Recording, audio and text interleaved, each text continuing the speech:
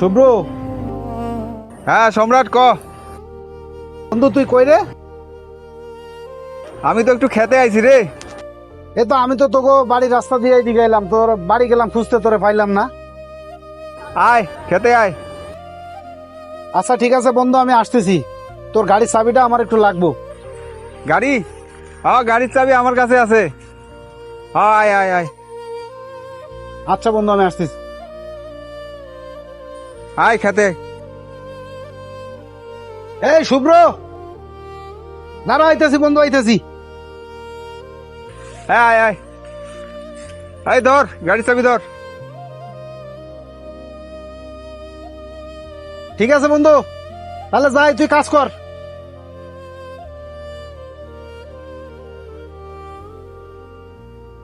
দোকানটা বন্ধ,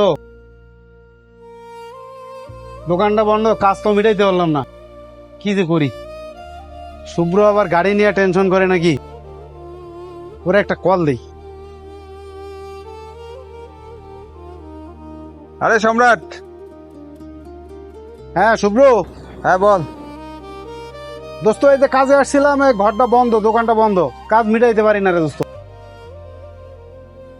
তোর কাজ মিটাইতে পারিস নাই? আরে সমস্যা নাই, তুই আরেকটু অপেক্ষা কর।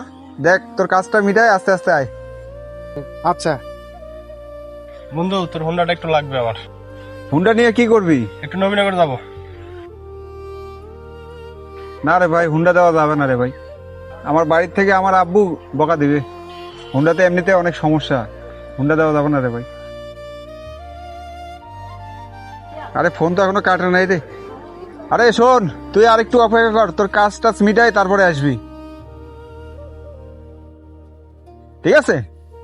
আচ্ছা। কিরে তুই আইছস? বন্ধু অনেক কষ্ট করে কাজটা শেষ করে আইছি রে, তোরে ধন্যবাদ গাড়িটা দেওয়ার জন্য।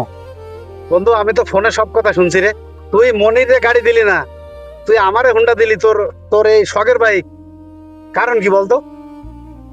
ওরে তুই বুঝলি না রে, ওরা তো স্বার্থের জন্য ঘোরে আমার পিছনে পিছনে, আর তুই তো আমার স্বার্থের পিছনে খরচ না। তুই আমার বন্ধু নামের ভাই। বন্ধু জীবনে আর কিছু পাই বা না ভাই, তোর মতো একটা বন্ধু পাইছি রে, তুই কখনো আমার হাত ছাড়িস না বন্ধু।